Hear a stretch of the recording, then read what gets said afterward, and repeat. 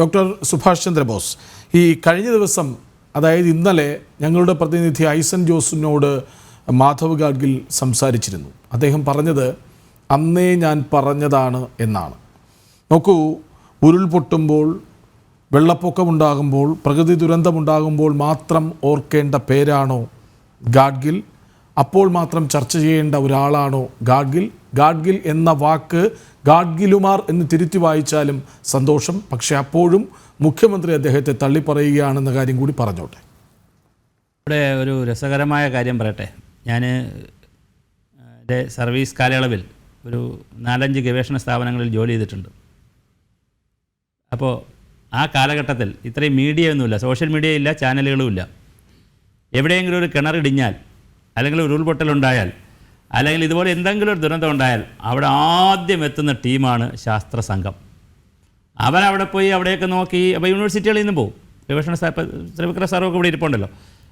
ഒന്നുകിൽ ആ ദിവസം തന്നെ പോകും, ഉണ്ടായ സമയത്ത് തന്നെ പോകും, അല്ലെങ്കിൽ പിറ്റേ ദിവസം അവിടെ എത്തും, ഒരു ചെറിയ സംഘം അവിടെ എത്തും. ആ ജിയോളജി സർവേ എന്ന് വരും, പല സ്ഥാപനങ്ങളിൽ നിന്ന്, NSSC നിന്ന് പോകും, അന്ന് എന്നില്ല, SESC നിന്ന് പോകും, ഗ്രൗണ്ട് വാട്ടറിൽ നിന്ന് പോകും, പല ഡിപ്പാർട്ട്മെൻറ്റ്, ജിയോളജി ഡിപ്പാർട്ട്മെൻറ്റിൽ നിന്ന് പോകും, എല്ലായിടത്തു നിന്ന് പോകും, യൂണിവേഴ്സിറ്റികളിൽ നിന്ന് പോകും. അവരവിടെ പോയി ഒരു റാപ്പിഡ് സർവേ ഒക്കെ നടത്തി, അവർ ഒരു റെക്കഗ്നൈസ് സർവേ ഒക്കെ നടത്തി, ഒരു ഒപ്പീനിയനൊക്കെ പറഞ്ഞ് ആളുകൾക്ക് ഭീതിയില്ലാതിരിക്കാൻ ഭരണകൂടങ്ങളോടും എല്ലാവരോടും ഒപ്പീനിയൻ പറയുകയും പിറ്റേ ദിവസം അത് ഇന്നയാൾ പറഞ്ഞു, ഇന്ന ശാസ്ത്രജ്ഞൻ പറഞ്ഞു, അല്ലെങ്കിൽ ഇന്ന പ്രൊഫസർ പറഞ്ഞു എന്നൊക്കെ പറഞ്ഞ് പത്രങ്ങളിൽ വരുന്ന വാർത്തകൾ ധാരാളം ഉണ്ടായിരുന്നു പഴയ കാലത്ത്. അന്ന് ഈ ചാനലുകളൊന്നുമില്ല, സോഷ്യൽ മീഡിയ ഇല്ല. പക്ഷേ ഇതെല്ലാം വളരെ വെൽ അഡ്വാൻസ്ഡ് ആയ ഒരു കാലത്താണ് നമ്മളിപ്പോൾ താമസിക്കുന്നത്. അപ്പോഴാണ് ഒരു അബദ്ധ ഓർഡർ ആയിരിക്കും, ആ ഓർഡർ പിൻവലിക്കുന്നതായിരിക്കും ഏറ്റവും നല്ലത്. കാരണം ശാസ്ത്രജ്ഞന്മാരുടെ കയ്യിൽ റിപ്പോർട്ടുണ്ടെങ്കിൽ അവർ ശാസ്ത്രജ്ഞന്മാരിനെ നേരിട്ട് പത്രങ്ങൾക്കോ അല്ലെങ്കിൽ പോയി പഠിക്കേണ്ട കാര്യമില്ല. അവർ ഈ വേറെ ആരെല്ലാം കൊടുത്തു കഴിഞ്ഞാൽ അവർ പറയും ഈ സമൂഹത്തോട്. അപ്പോൾ അതുകൊണ്ട് ഈ കാലഘട്ടത്തിൽ അറിവ് സാർവത്രികവൽക്കരിക്കപ്പെട്ട ഒരു കാലഘട്ടത്തിൽ, നോളജൊക്കെ ഇങ്ങനെ എല്ലാവർക്കും ഫിംഗർ ടിപ്പിരുന്ന കാലഘട്ടത്തിൽ ആ ഒരു ഉത്തരവ് ഒരു അബദ്ധത്തിൽ പറ്റിയതായിരിക്കും. ചിലപ്പോൾ ഒരു ഫയൽ ജനറേറ്റ് ചെയ്ത് വന്നപ്പോൾ അറിയാതെ വന്നൊരു, അങ്ങനെയാണല്ലോ, ഫയൽ ജനറേറ്റ് ചെയ്ത് വരുമ്പോൾ ശരി സതുദ്ദേശത്തിൽ ഇറക്കിയ ഉത്തരവായിരിക്കും, നമ്മൾ പോസിറ്റീവായിട്ട് എടുക്കാം. കാരണം ആ ഉത്തരവ് ഇറക്കിയിരിക്കുന്ന മാഡം വളരെ ഒരു ജെൻറ്റിൽ മാഡമാണ്, എനിക്കറിയാം, ഞാൻ മാഡത്തിൻ്റെ കൂടെ ജോലി ചെയ്തിട്ടുണ്ട്, അവർ നല്ലൊരു മാഡമാണ്. അപ്പോൾ അതുകൊണ്ട് നല്ലൊരു IAS കാരിയാണ്. അപ്പോൾ അതുകൊണ്ട് മാഡം ഇറക്കിയ ഒരു അബദ്ധ ഓർഡർ ആയിരിക്കാം, അത് പിൻവലിക്കുമായിരിക്കാം. അല്ലെങ്കിൽ ശാസ്ത്ര സമൂഹം കൂടെയാണ് ഇതിൻ്റെ കൂടെ നിൽക്കേണ്ടത്. ഇപ്പോൾ ജിയോളജിക്കൽ സർവേ ഓഫ് ഇന്ത്യയുടെ ആളുകൾ, ഇതായി അവിടെ പിന്നെ ഈ നമ്മളെ ഇദ്ദേഹത്തെ വിളിച്ചിട്ടുണ്ട്, മേജറെ വിളിച്ചിട്ടുണ്ടല്ലോ ഡ്രോൺ സർവേ നടത്താൻ. അതിന് ശാസ്ത്ര സമൂഹത്തിൽപ്പെട്ട ആളല്ലേ, വേറെ ഒത്തിരി ശാസ്ത്രജ്ഞന്മാരെ അവിടെ വിളിച്ചിട്ടുണ്ടല്ലോ, അവരെല്ലാമാണല്ലേ പണി ചെയ്യുന്നത്. അപ്പോൾ അതുകൊണ്ട് ആ ഒരു ഉത്തരവ് വളരെ ശ്രീ പണിക്കർ പറഞ്ഞതുകൊണ്ടാണ് ഞാൻ അങ്ങോട്ട് വന്നത്. ഇങ്ങനെ ശാസ്ത്രജ്ഞന്മാരുടെ കണക്കെടുക്കുമ്പോൾ തീർച്ചയായിട്ടും മാധവ് ഗാഡ്ഗിൽ സാറും, അദ്ദേഹം ഒരു എക്കോളജി പഠിച്ചിട്ടുള്ള പ്രൊഫസറാണ്, അദ്ദേഹത്തെ പോലുള്ള ആളുകളുണ്ട്. പിന്നെ അദ്ദേഹത്തിൻ്റെ റിപ്പോർട്ടിൽ ഒരുപാട് അപാകതകളുണ്ടോ, അതിനകത്തൊരു ഇൻ്റർ ഡിസിപ്ലിനറി ആയിട്ടുള്ള ആളുകളെ ഉൾപ്പെടുത്തിയിട്ടുണ്ട്, അങ്ങനെ ഒരുപാട് കാര്യങ്ങളുണ്ട്. ഇന്നലെ ശ്രീവിക്ര സാറൊക്കെ പറഞ്ഞ ജിയോളജികൾ ആളില്ല, പല പ്രശ്നങ്ങളുണ്ട്. ആ റിപ്പോർട്ടിൻ്റെ ഘടനയിലൊക്കെ പല പ്രശ്നങ്ങളും ഉണ്ടാവാം, അല്ലെങ്കിൽ റിപ്പോർട്ടിൻ്റെ ഉള്ളടക്കത്തിൽ പ്രശ്നങ്ങളുണ്ടാവാം, ഓക്കെ, അത് നമുക്ക് തർക്കം ഉണ്ടാവാം. അദ്ദേഹം പിന്നെ പറയുന്ന സോണുകളെ സംബന്ധിച്ച് നമുക്ക് തർക്കം ഉണ്ടാവാം, എല്ലാം ഉണ്ടാവാം. പക്ഷേ എങ്കിലും ഒരു ഗവൺമെൻറ് വച്ച ഒരു റിപ്പോർട്ട്, ഒരു കമ്മിറ്റി, ആ കമ്മിറ്റി ഒരു റിപ്പോർട്ട് കൊണ്ടുവന്നു.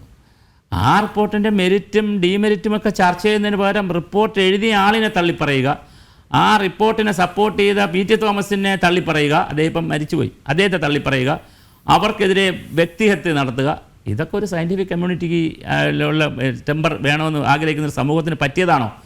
മാധവ് ഗാഡ്ഗിൽ സാറിൻ്റെ റിപ്പോർട്ടിൽ ചിലപ്പോൾ കുഴപ്പങ്ങളുണ്ടായിരിക്കും, അതുകൊണ്ടാണല്ലോ കസ്തൂരിരംഗൻ സാറിനെ വെച്ചത്. ഉമ്മൻ സാറിൻ്റെ റിപ്പോർട്ട് ഒരുപാട് ആളുകൾ വന്നു, ഇതിലെല്ലാം കുഴപ്പമുണ്ടെന്ന് വിചാരിക്കുക, ആ എല്ലാ റിപ്പോർട്ടിലും ആളുകൾക്ക് ആശങ്കയുണ്ടെന്ന് വിചാരിക്കുക. ഇത് ചർച്ച ചെയ്യണം സമൂഹം, ഗ്രാമസഭ മുതൽ സംസ്ഥാന തലം മുതൽ മീഡിയകളിലൊക്കെ ഇത് ചർച്ച ചെയ്യണം, ഡിബേറ്റുകൾ നടക്കണം. എന്നിട്ട് ഇതിനെ കൂടുതൽ വൈഡ് റേഞ്ചിലേക്ക് കൊണ്ടുപോകണം. അതിന് പകരം ആ ഒരു പഠന റിപ്പോർട്ട് തന്നെ തുടരുത് എന്നുള്ള നിലയിൽ, അതൊരു അക്കാഡമിക് വർക്ക് എന്നുള്ള നിലയിൽ അങ്ങ് പോവുകയും അത് ചെയ്ത ആളുകളെ ബുദ്ധിമുട്ടിക്കുകയും ചെയ്യുന്ന ഒരു സമീപനം ഒരു ഗാഡ്ഗിലിനോടല്ല ചെയ്യുന്നത്, ഗാഡ്ഗിൽമാരോട് ചെയ്യുന്നതാണ്. പരിസ്ഥിതി തീവ്രവാദികളെന്നാണ് പറയുന്നത്, വികസന വിരോധികൾ എന്നൊക്കെയാണ് പറയുന്നത്. എന്ത് പരിസ്ഥിതി തീവ്രവാദം? പരിസ്ഥിതിക്ക് വേണ്ടി വർത്തമാനം പറയുന്നത് ആർക്ക് വേണ്ടിയാണ് പറയുന്നത്? മനുഷ്യർക്ക് വേണ്ടി പറയുന്നു, അല്ലാതെ ആർക്ക് വേണ്ടിയത് പറയുന്നത്?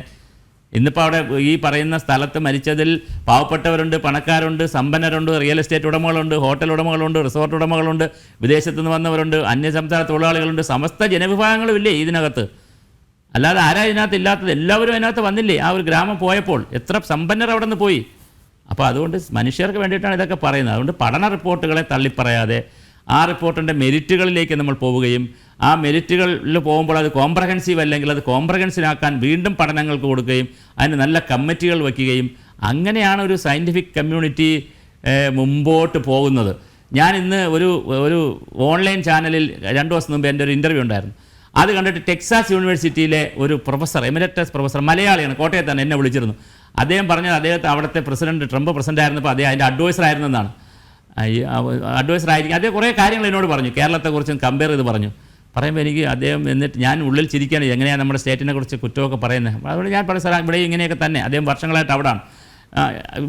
അപ്പോൾ സയൻറ്റിഫിക് കമ്മ്യൂണിറ്റി പറയുന്ന കാര്യങ്ങൾ അതിൽ ചിലപ്പോൾ ഒരു അപ്രിയ സത്യങ്ങൾ കാണും. 22 ഡിഗ്രി സ്ലോപ്പിന് മുകളിൽ താമസിക്കരുതെന്ന് പറയും, അല്ലെങ്കിൽ നിങ്ങൾ ഈ കൃഷി ചെയ്യരുതെന്ന് പറയും. അപ്രിയ സത്യങ്ങൾ ഒരുപാട് കാണും. അത് സയൻറ്റിഫിക് കമ്മ്യൂണിറ്റി അല്ലേ പറയുന്നത്. ഡോക്ടർ പറയുന്ന പോലെ മരുന്ന് കഴിക്കാതിരുന്ന അസുഖം മാറുമോ? എഞ്ചിനീയർ പറയുന്ന പോലെ കെട്ടിടം വയ്ക്കാതിരുന്ന കെട്ടിടത്തിന് ബലം കാണുമോ? വക്കീൽ പറയുന്ന പോലെ അദ്ദേഹത്തിന് എല്ലാ കാര്യങ്ങളും പറഞ്ഞു കൊടുക്കുന്ന വക്കീലിന് കേസ് ജയിപ്പിച്ചു തരാൻ പറ്റുമോ? എന്തുകൊണ്ട് ശാസ്ത്ര സമൂഹം പറയുന്നത്? മൂന്നാറിനെ കുറിച്ച് പറഞ്ഞു, ഇതിനെക്കുറിച്ച് തന്നെ പറഞ്ഞു, പിന്നെ വയനാടിനെ കുറിച്ച് പറയുന്നു, കുട്ടനാടിനെ കുറിച്ച് പറയുന്നു, കോസ്റ്റൽ ഏരിയയെക്കുറിച്ച് പറയുന്നു. ഓരോ സ്ഥലത്തെക്കുറിച്ചും പഠന രൂപത്തിലും ലേഖന രൂപത്തിലും ഒക്കെ ശാസ്ത്ര സമൂഹം നിരന്തരം പറയുകയല്ലേ. ഞാൻ ഒരു കാര്യം കൂടെ പറഞ്ഞ ആ ഭാഗം അവസാനിപ്പിക്കാം. അമേരിക്കയെക്കുറിച്ച് നമ്മൾ പറയുന്നതാണ്, അവർ പിന്തിരിപ്പന്മാരാണ്, സാമ്രാജ്യത്വവാദികളാണ്, മുതലാളിത്ത വ്യവസ്ഥയാണ്, വേണ്ട കുഴപ്പമാണ് നമ്മളൊക്കെ. പക്ഷേ 1962 റേച്ചൽ കഴ്സൺ എന്ന് പറയുന്ന ഒരു വനിതാ സയൻറ്റിസ്റ്റ് സൈലൻറ്റ് സ്പ്രിംഗ് എന്ന് പറഞ്ഞൊരു പുസ്തകം എഴുതി. ഒരു നോവൽ പോലത്തെ ഒരു പുസ്തകമാണെങ്കിലും പരിസ്ഥിതിയാണ് ആ പുസ്തകം. ആ പുസ്തകം എഴുതി അവരെ അവിടുത്തെ ഗവൺമെൻറ് വിളിച്ച് അവരുടെ കൺസേൺ എന്താണെന്ന് ചോദിച്ച് അവിടെ തെളിവെടുപ്പ് നടത്തി DDT നിരോധിച്ചു. അതിനുശേഷമാണ് 72 ഐക്യരാഷ്ട്രസഭ പരിസ്ഥിതിയെ വലിയ വിഷയമായി ഏറ്റെടുത്തു. ഒരു പുസ്തകത്തിൽ നിന്നാണ് തുടങ്ങിയത്. ആ കാലഘട്ടത്തിലെ പുസ്തകങ്ങളിൽ നിന്നാണ് തുടങ്ങിയത്. ആ കാലഘട്ടത്തിലെ സയൻറ്റിസ്റ്റുമാരുടെ ഫൈൻഡിങ്സിൽ നിന്നാണ് തുടങ്ങിയത്. അവരാണ് സമൂഹത്തോട് പറയുന്നത്. 24 മണിക്കൂറും ചിന്തിക്കുകയും എഴുതുകയും വായിക്കുകയും ചെയ്യുന്ന അക്കാഡമിക് കമ്മ്യൂണിറ്റി, അത് പ്രൊഫസർമാരുടെ, കോളേജിൽ വർക്ക് ചെയ്യുന്നവരുടെ, അക്കാഡമിക് സമൂഹത്തിൻ്റെ, ശാസ്ത്ര സമൂഹത്തിൻ്റെ സംഭാവനയാണ് ഈ ലോകം മുഴുവൻ ഇന്ന് അനുഭവിക്കുന്നത്. അവരോടാണ് പറയുന്നത്, നിങ്ങളതൊന്നും വരരുത്, നോക്കരുത്, പിടിക്കരുത്, അത് ചെയ്യരുത്, ഇത് ചെയ്യരുത്. എന്ത് ലോകത്താണ് നമ്മൾ താമസിക്കുന്നത്? ഈ ശാസ്ത്ര സാങ്കേതിക വിദ്യകൾ എടുക്കണം. അവിടെ നിങ്ങൾ ഗാഡ്ഗിലിനെ എടുക്കണം. ഗാഡ്ഗിൽമാർ ഒരുപാട് പഠിച്ചിട്ടുണ്ട്. അപ്രിയ സത്യങ്ങൾ പരിഗണിക്കാതിരിക്കുക നിങ്ങൾക്കാണ്. യഥാർത്ഥ സത്യം അതാണ്. ഈ ഡിഗ്രി സ്ലോപ്പിൽ കൂടുതൽ പോകുമ്പോൾ ഗിയർ മാറി വണ്ടി ഓടരുത് നിങ്ങൾ എന്ന് പറയുന്നതാണ് സത്യം. വണ്ടി ഓടിയാൽ ഇടിച്ചു വീഴും, മരിച്ചു പോകും എന്ന് പറയുന്നതാണ് സത്യം. അപ്രിയ സത്യങ്ങൾ അവഗണിച്ചോളൂ. പക്ഷേ ഗാഡ്ഗിൽ എന്നല്ല, ആരായാലും പഠിച്ചു തയ്യാറാക്കിയ റിപ്പോർട്ടിലെ ശരികളെ സ്വാധീനിച്ച് മുന്നോട്ട് വയ്ക്കൂടെ? അതല്ലേ ഞാൻ പറഞ്ഞു. നമ്മൾ ഇവിടെ ഒരു തണ്ണീർമുക്കം ബണ്ടുണ്ടാക്കിയല്ലോ. ആ ബണ്ടുണ്ടാക്കിയപ്പോൾ അന്നത്തെ എഞ്ചിനീയർ എഴുതിയ, ഇതെല്ലാം ചരിത്രത്തിൽ കിടപ്പുണ്ട്, എഞ്ചിനീയർ വരച്ചു കൊടുത്ത ഡിസൈൻ പൊളിറ്റിക്കൽ പ്രഷർ കൊണ്ട് കുറച്ച് അങ്ങോട്ട് മാറ്റി ഇപ്പോഴും അനുഭവിക്കുന്നുണ്ട് നമ്മൾ. എന്തുകൊണ്ടാണ് ഇരിങ്ങാലക്കുടയിൽ റെയിൽവേ സ്റ്റേഷൻ കുറച്ച് മാറിപ്പോയത് ടൗണുമായിട്ട്? അന്ന് ആളുകളെ ഇളക്കി വിട്ട് അവിടെ ട്രെയിൻ വന്നു കഴിഞ്ഞാൽ ഭൂകമ്പം ഉണ്ടാവുമെന്ന് പറഞ്ഞു. എന്തൊക്കെയാണ് ഇവിടെ സംഭവിക്കുന്നത്?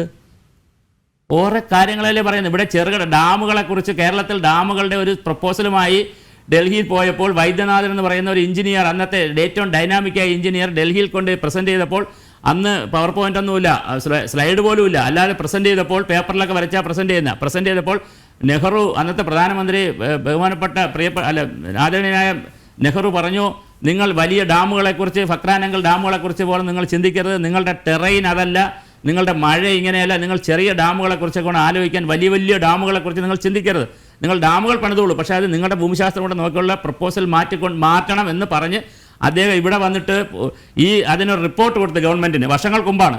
അപ്പോൾ റിപ്പോർട്ട് കൊടുത്തപ്പോൾ എന്താ സംഭവിച്ചത്? അദ്ദേഹത്തെ ആ എഞ്ചിനീയറെ റെഡിയാക്കി, എല്ലാവരും കൂടി, സിസ്റ്റത്തിലുള്ള എല്ലാവരും കൂടി എഞ്ചിനീയറെ റെഡിയാക്കി. ഇത് ചരിത്രത്തിൽ കിടപ്പുണ്ട്. അദ്ദേഹം പിന്നെ തമിഴ്നാട്ടിലൊക്കെ പോവുകയാണ് ചെയ്തത്, സർവീസിൽ നിന്നൊക്കെ പോയി. അപ്പോൾ ഇങ്ങനെയാണ് എല്ലാ കാലവും ശാസ്ത്ര സമൂഹത്തിലിരിക്കുന്ന ആളുകൾ. അവർ പഠിക്കുന്ന റിപ്പോർട്ടുകൾ, അവർ ഡേറ്റയാണ് പഠിക്കുന്നത്, അല്ലാതെ അവർ മറ്റൊന്നുമല്ല പഠിക്കുന്നത്. ശരി, ഗാഡ്ഗിൽ റിപ്പോർട്ട് എല്ലാ കാലത്തും ചിലർ ഉന്നയിച്ചുകൊണ്ടിരിക്കുന്ന വിഷയം മാത്രമാണ്. കാലാവസ്ഥാ വ്യതിയാനത്തിൻ്റെ ഭാഗമായാണ് ഇത്തരം ദുരന്തങ്ങൾ സംഭവിക്കുന്നത്. ശരിയല്ലാത്ത പ്രചരണങ്ങൾ നടത്തരുത് എന്നാവർത്തിച്ചു പറയുന്ന മുഖ്യമന്ത്രി അങ്ങേക്കുള്ള ഉത്തരം ഗാഡ്ഗിൽ തന്നെ പറഞ്ഞ ഈ വാക്കുകളാണ്. പശ്ചിമഘട്ടം ആകെ തകർക്കപ്പെട്ടിരിക്കുന്നു. ഇനിയും നടപടിയെടുത്തില്ലെങ്കിൽ കേരളത്തെ കാത്തിരിക്കുന്നത് വൻ ദുരന്തമാണ്. അതിന് നിങ്ങൾ വിചാരിക്കും പോലെ യുഗങ്ങളൊന്നും വേണ്ട, 4-5 വർഷം മതി. അന്ന് ഞാനും നിങ്ങളും ജീവിച്ചിരിപ്പുണ്ടാകും. ആരാണ് കള്ളം പറയുന്നത്, ഭയപ്പെടുന്നത് എന്ന് നിങ്ങൾക്ക് തന്നെ മനസ്സിലാക്കണം മുഖ്യമന്ത്രി.